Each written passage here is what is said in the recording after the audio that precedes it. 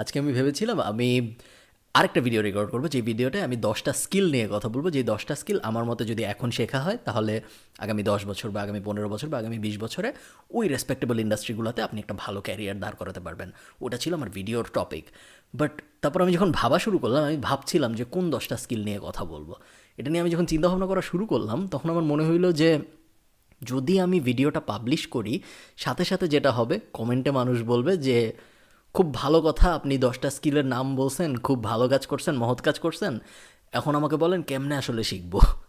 তো তখন আমার মনে হলো যে এখন তো আমি জনে জনের কমেন্টে যা বলতে পারবো না যে এই স্কিল আপনি এমনে শিখেন, ওই স্কিল আপনি অমনে শিখেন, এটা শেখার জন্য এই করা উচিত, ওটা শেখার জন্য ওই করা উচিত, জনে জনে যে বলা সম্ভব না। এই কারণে আমার মনে হলো যে ওই ভিডিওটা একটু পিছিয়ে দিই, ওই ভিডিওটা পরের সপ্তাহে পাবলিশ করি। এই সপ্তাহে আমরা হাউ টু লার্ন এনিথিং এই ব্যাপারটা নিয়ে কথা বলার চেষ্টা করি। ব্যাপারটা অনেকটা মাছ ধরার গল্পের মতো, মনে আছে না যে আমরা বলতাম যে কাউকে কি মাছ ধরা শিখাবো নাকি বাসায় মাছ পাঠাবো, এবং তখন একজন বলতো যে বাসায় মাছ পাঠাও, আরেকজন বলতো যে না, বাসায় মাছ পাঠানোর দরকার নেই, তোকে যদি মাছ ধরা শিখায় দাও তাহলে সারা জীবন তোমার আর তার বাসায় মাছ পাঠাইতে হবে না, একবার মাছ ধরা শিখাই দিলেই হয়। সো আজকের এই ভিডিওতে আমি বেসিক্যালি আপনাদের মাছ ধরা শেখানোর চেষ্টা করছি, এবং যদি আপনি একবার মাছ ধরা শিখে যান তাহলে ইভেনচুয়ালি আপনার আর মাছের কার কার কাছে মাছ আছে এটা নিয়ে চিন্তা ভাবনা করতে হবে না, কারণ আপনি নিজেই এখন মাছ ধরতে পারেন। সো কোনো কিছু শেখার না একটা, আচ্ছা, ভিডিওটার মেইন টপিকটা যে 5টা স্টেপের কথা বলবো আমি কোনো কিছু শেখার জন্য, তার আগে আমি একটা ব্যাপার বলে রাখি যে আপনারা অনেকেই হয়তো শুনছেন যে কোনো কিছু শেখার জন্য 10,000 ঘন্টা দিতে হয়, 10,000 আওয়ার্স। এটা খুব পপুলার একটা কনসেপ্ট যে 10,000 ঘন্টা না দিলে তুমি কোনো কিছু শিখতে পারবা না। এটি কিন্তু পুরোপুরি ভুল ধারণা, এবং এরকম ধারণা যদি আপনার ব্রেইনে থাকে তাহলে অবচেতনভাবেই আপনার ব্রেইন আপনাকে কোনো কিছু শিখতে উৎসাহ দিবে না। আপনার ব্রেইন মনে মনে বলবে যে 10,000 ঘন্টা দিব একটা জিনিস শেখার জন্য। 10,000 ঘন্টা কিন্তু অনেক সময়। আপনি যদি একটা ফুল টাইম চাকরি করেন 9টা থেকে 5টা, তাহলে 5 বছর লাগে 10,000 ঘন্টা হইতে। 10,000 ঘন্টা বিশাল ব্যাপার, এবং আপনার ব্রেইন তখন অবচেতনভাবে আপনাকে বোঝাবে যে না, এইসব জিনিস শেখার চেষ্টা করার দরকার নেই, বা 1 ঘন্টা আধা ঘন্টা চেষ্টা করার পর ব্রেইন বলবে যে না, হচ্ছে না, থাক, না শিখি, অন্য কিছু শিখবো না, যেটা অনেক সহজ। এটার জন্য আপনার প্রথমেই বুঝতে হবে 10,000 ঘন্টার যে রুলটা, ওই রুলটা এক্সপার্ট হওয়ার জন্য। অ্যাকচুয়াল স্টেটমেন্ট যেটা, সেটা হলো if you want to be an expert in any field, তাহলে you will have to spend minimum 10,000 ঘন্টা learning that skill. So expert হওয়ার জন্য। কিন্তু আপনি যদি একটু চিন্তা করেন, এইখানে মনে করেন আমি কিছুই জানি না, এইখানে মনে করেন এক্সপার্ট, মাঝখানে আমার আরেকটা হাত থাকলে ভালো হইতো, মাঝখানে 10,000 ঘন্টা, ঠিক আছে? সো আমি কিছুই জানি না, আমি এক্সপার্ট, মাঝখানে 10,000 ঘন্টা। এখন আপনি চিন্তা করেন যে আমি যখন শেখা শুরু করব, তখন আস্তে আস্তে কিন্তু আমি কিছু জানি না থেকে অল্প একটু জানি, আরেকটু জানি, মাঝামাঝি অনেক কিছু জানি, এক্সপার্টের কাছাকাছি চলে আসছি, অলমোস্ট এক্সপার্ট, তারপর ইভেনচুয়ালি যে আমি এক্সপার্ট হব। সো এমন, এটা কিন্তু জিরো সাম গেম না যে আমি হয় কিছু জানি না অথবা আমি একটা ব্যাপারে এক্সপার্ট। অনেক মানুষ আছে যারা এক্সপার্ট না, আবার কিছু জানে না এমনও না, তারা ওয়ার্কিং নলেজ আছে, তারা মোটামুটি জানে, এবং ক্যারিয়ার তাদের খুব ভালো। সবার তো সব ফিল্ডে এক্সপার্ট হইতে হয় না ক্যারিয়ার খুব ভালো করার জন্য।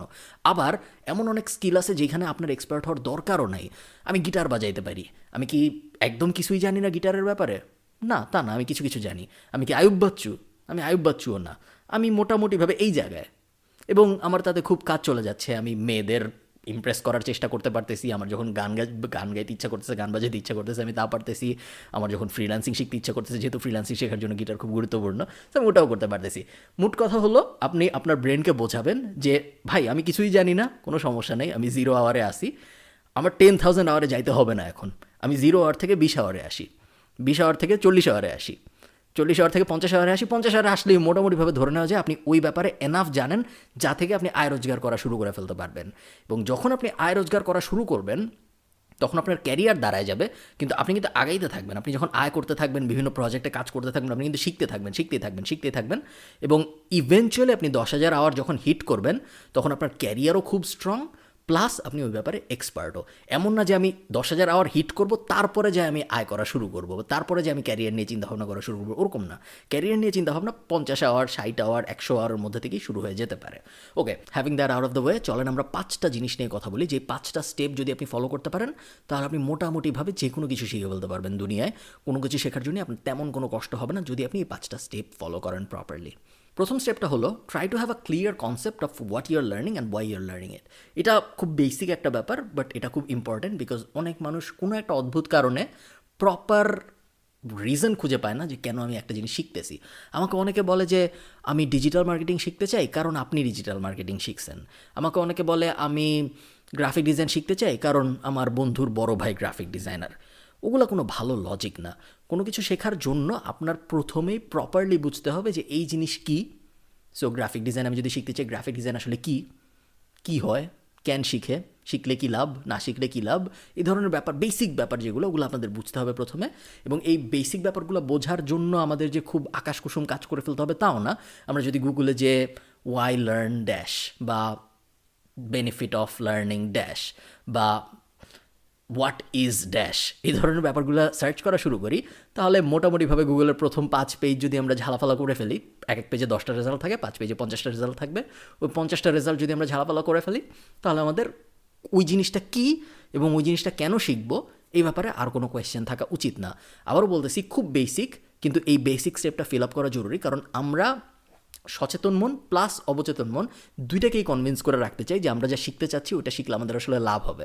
যদি আমরা দুইটা ব্রেনকেই কনভিন্স করতে না পারি, তাহলে প্রবলেম যেটা হবে, আমাদের সচেতন মন can only do so much. Eventually আমাদের অবচেতন মন ব্যাক ট্র্যাক করে বলবে যে না শেখার দরকার নেই, না শেখার দরকার নেই, অন্য কিছু শিখবো, এটা অনেক কঠিন, এই বিষয়ে আমরা কাজ করতে চাই না। আমাদের ব্রেন কখনো ক্যালোরি খরচ করতে চায় না। আমাদের ব্রেন সবসময় সার্ভাইভাল মোডে থাকে এবং সার্ভাইভ করতে চায়। আপনারা যারা, বইটার নাম আমার মনে পড়তেছে না, আপনারা যারা স্টোরি ব্র্যান্ড পড়েছেন তারা জানেন যে স্টোরি ব্র্যান্ডে খুব সুন্দর করে মিলার, সম্ভবত রাইটারের নাম, উনি ব্যাখ্যা করার চেষ্টা করছে যে কিভাবে আমাদের ব্রেন সহজ মার্কেটিং মেসেজ ক্যাচ করে, বিকজ আমাদের ব্রেন খুব জটিল জিনিসপত্র নিয়ে চিন্তা করতে চায় না, কারণ ওগুলো নিয়ে চিন্তা করলে বেশি ক্যালোরি বার্ন হয়। সো আমরা অত ডিটেলে না যাই, বোঝার চেষ্টা করেন যে আপনি যা শিখতেছেন তা আপনি কেন শিখতেছেন এবং ওই জিনিসটা আসলে কী। ওকে, সেকেন্ড স্টেপ হলো আমি যা শিখবো ঠিক করেছি, ওই জিনিসটাকে এখন আমাদের ব্রেকডাউন করতে হবে ইন্টু স্মলার পিসেস। এটাও বেসিক শোনায় শুনতে, বাট যখনই আপনি কোনো একটা কিছু ঠিক করেন যে এই জিনিসটা আমি শিখবো, ওই জিনিসটার সবসময় অনেকগুলো সাব সেগমেন্ট থাকে, যেই সাব সেগমেন্টগুলো শিখলে বড় জিনিসটা অটোমেটিক্যালি শেখা হয়ে যায়। আমি যদি ডিজিটাল মার্কেটিংয়ের এক্সাম্পল দিই, ডিজিটাল মার্কেটিংয়ে যদি আমি এখানে রাখি, এটার অনেকগুলো সাব সেগমেন্ট থাকবে। সাব সেগমেন্টগুলো কী কী হতে পারে? গুগল অ্যাড, গুগল অর্গ্যানিক যেটাকে আমরা এসইও বলি, social media marketing, social media paid, social media organic, আরও দুইটা ডিফারেন্স হইতে পারে, ইমেল মার্কেটিং, ডেটা মার্কেটিং, বট, এআই, হাবিজাবি অনেকগুলো সাব সেগমেন্ট, ধরেন 20 থেকে 30টা সাব সেগমেন্ট হবে ডিজিটাল মার্কেটিংয়ের আন্ডারে। এবং ওই 20 থেকে 30টা সাব সেগমেন্ট যখন আপনি শিখে যাবেন, তখন আপনি মূলত নিজেকে একজন ডিজিটাল মার্কেটার বলতে পারবেন। এই জিনিসটা আপনি যাই শিখতে যান, যেই স্কিলে আপনি শিখতে যান, সেই স্কিলের ব্যাপারেই সত্যি। প্রত্যেকটা স্কিলেরই এরকম 20 থেকে 30টা না হইলেও 5 থেকে 10টা মিনিমাম সাব সেগমেন্ট থাকে।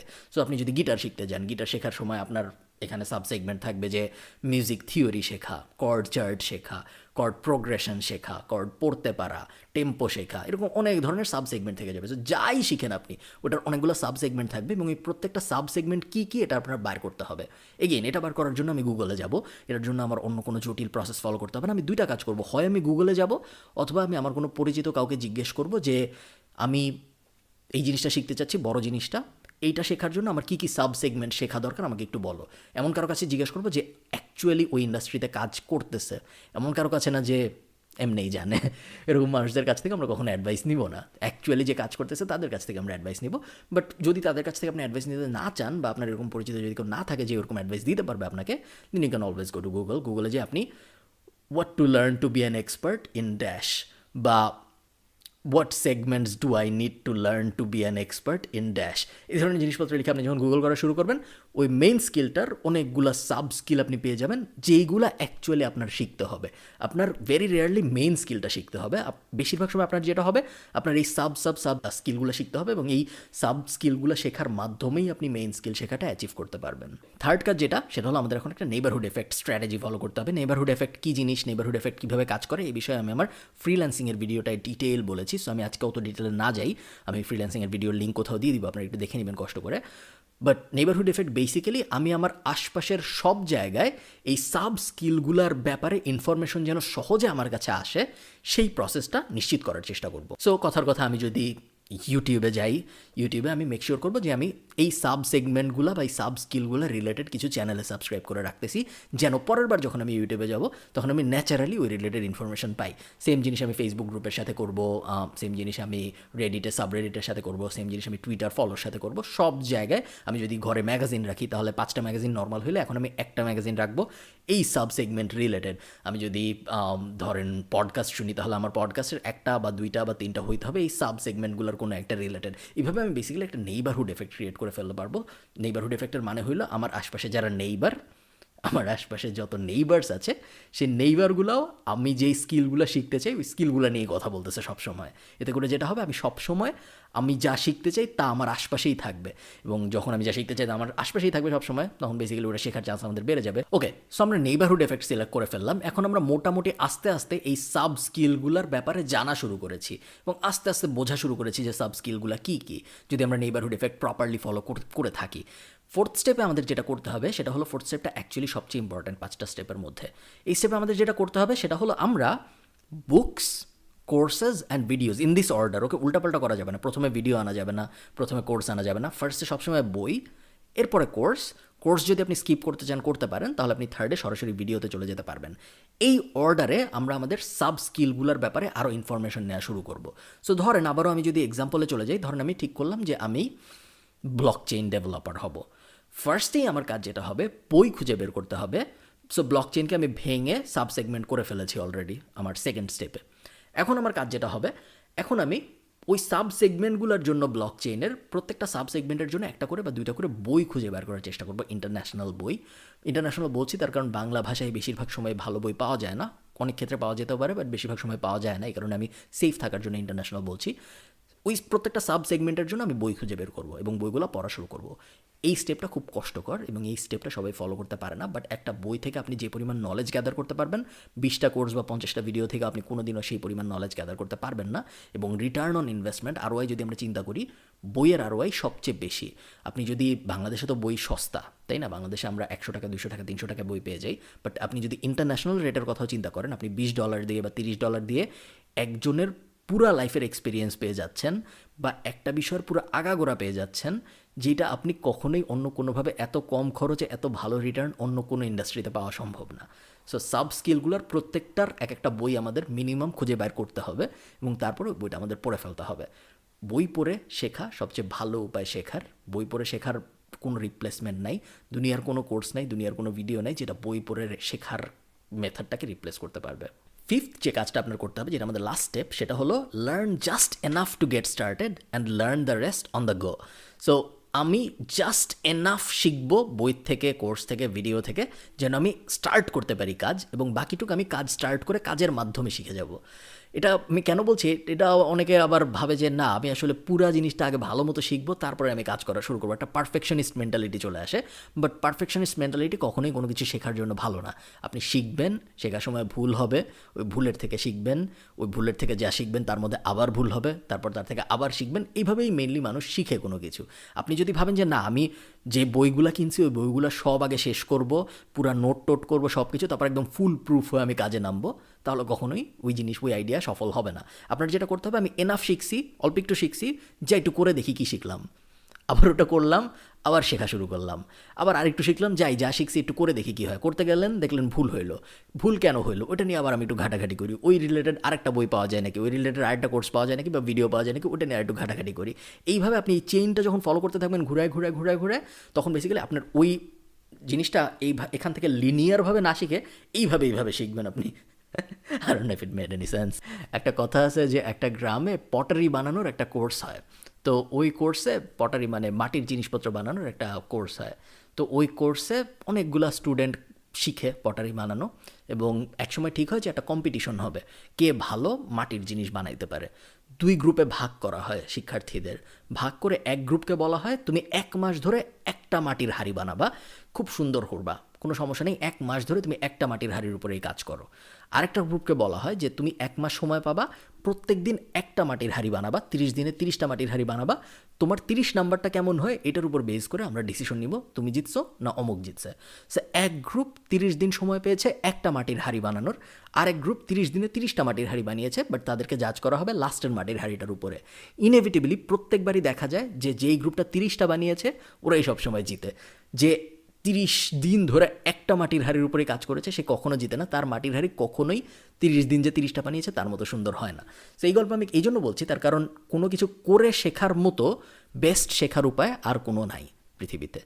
আপনি যতই ভাবেন যে না আমি করে করে শিখবো না, আমি পড়ে শিখবো বা আমি দেখে শিখবো, তা কখনো হয় না। সবসময় করে করে শিখতে হয়, করে করে শেখাই বেস্ট উপায় শেখার জন্য। মনে রাখবেন যে কোনো কিছু শেখার ব্যারিয়ার কিন্তু সবসময় ইমোশনাল।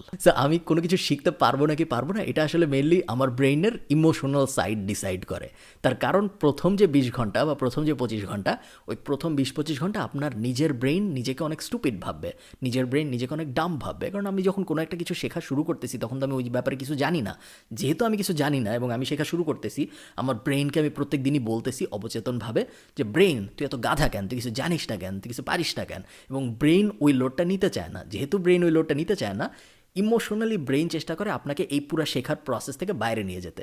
বাট যখনই আপনি ওই ফার্স্ট 20 ঘন্টা বা ফার্স্ট 30 ঘন্টা পার করে ফেলেন, তখন আস্তে আস্তে আপনি ওই ব্যাপারটা এনাফ গ্রাস্প পেয়ে যান যেন আপনার ব্রেইন আস্তে আস্তে ওই ব্যাপারটা মজা পাওয়া শুরু করে। এবং যখন ওই ফেজটা চলে আসে তখন বাকিটুক আর তেমন কোনো কষ্ট হয় না।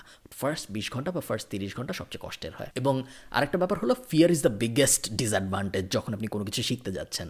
আমরা যখন বাচ্চাদের হাতে মোবাইল দিই, আপনি চিন্তা করেন আপনার যে ছোট ভাই বোন আত্মীয় স্বজন যে আছে ছোট, মনে করেন 5 বছরের কম যার বয়স, তার হাতে আপনি আজকে একটা মোবাইল দেন, সে আগামী 24 ঘন্টার মধ্যে 48 ঘন্টার মধ্যে মোবাইলের কোথায় গেম আছে, গেম কীভাবে খেলতে হয়, গেম খেললে কী হয়, বা ইউটিউবে ঢুকতে কীভাবে হয়, ইউটিউবের ভিতরে ভিডিও সার্চ দিয়ে কীভাবে বের করতে হয়, সব কিছু বের করে ফেলতে তার 24 থেকে 48 ঘন্টার বেশি লাগবে না।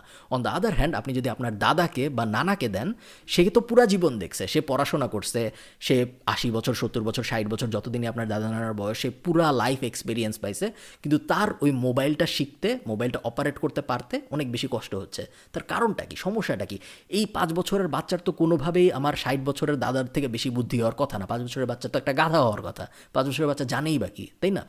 তারপরেও 5 বছরের বাচ্চা কেন ইউটিউবে ঢুকে যেতে পারতেছে, গেম ওপেন করে ফেলতে পারতেছে, যেটা 60 বছরের লোকটা পারতেছে না? লজিকটা কি এর পিছনে? লজিকটা হলো 60 বছরের মানুষটা পুরো লাইফ লিড করেছে, পুরো লাইফের এক্সপিরিয়েন্স পেয়েছে। একই সাথে 60 বছরের মানুষটার মনের মধ্যে ভয় বেশি। 60 বছরের মানুষটা কখনো মোবাইল যখন তার হাতে যায় তখন সে আবোল তাবোল জায়গায় ক্লিক করতে চায় না, কারণ তার মনে হয় যে যদি আমি আবোল তাবোল কোনো জায়গায় ক্লিক করে ফেলি তাহলে মোবাইলটা নষ্ট হয়ে যেতে পারে, বা আবোল তাবোল জায়গায় ক্লিক করলে হয়তো কোনো একটা ঝামেলা হয়ে যাবে। 5 বছরের যে বাচ্চা, ঝামেলা যে হইতে পারে এটার তার কোনো ধারণাই নেই, এবং এই কারণে সে সব জায়গায় ক্লিক করতেছে, এইটা ক্লিক করতেছে, দেখতেছে এটা হচ্ছে, তারপর তার ব্রেন বুঝে যাচ্ছে যে এইটা ক্লিক করলে ওইটা হয়। এইভাবে প্রত্যেকটা ক্লিক করার মাধ্যমে ইভেনচুয়ালি সে খুব সহজেই মোবাইলের অপারেট করা শিখে ফেলতেছে। অন দ্য আদার হ্যান্ড 60 বছরের জন যেহেতু ভয় পাচ্ছে কোনো কিছু ক্লিক করতে, এবং উনি চাচ্ছে যে এক্স্যাক্টলি যাতে করে সব কিছু ঠিকঠাক ওই ব্যাপারগুলো আমাকে কেউ বলে দেখ, আমি শুধু ওগুলোই ক্লিক করব, অন্য কিছুতে ক্লিক করব না। এই কারণে তার কখনোই মোবাইলটা ভালোভাবে অপারেট করা শেখা হয় না। এই সেম প্রিন্সিপালটা যদি আপনি মাথায় রাখতে পারেন তাহলে আপনার যে কোনো কিছু শেখা অনেক বেশি সহজ হয়ে আসবে। সবাই ভালো থাকেন। এই ভিডিওটা ভালো লাগলে নিচে একটা লাইক দিয়ে যাবেন। আপনার সাথে আমার দেখা হবে পরের সপ্তাহে। টাটা। ও, আরেকটা ব্যাপার বলে রাখি, যদি এই ভিডিওটা আপনাদের ভালো লাগে তাহলে আমি আরও 2টা ভিডিও লিঙ্ক দিয়ে দেবো। এখানে আমি একটা ভিডিও লিঙ্ক দেবো যেখানে আমি আমার সব আর্নিং সোর্স রিভিল করেছি, এবং এই পাশে আমি আরেকটা ভিডিও দিয়ে দেবো যেখানে আমি ফ্রিল্যান্সিং নিয়ে অনেক কথাবার্তা বলেছি। এই 2টা ভিডিও দেখার রেকমেন্ড করবো আমি। টাটা।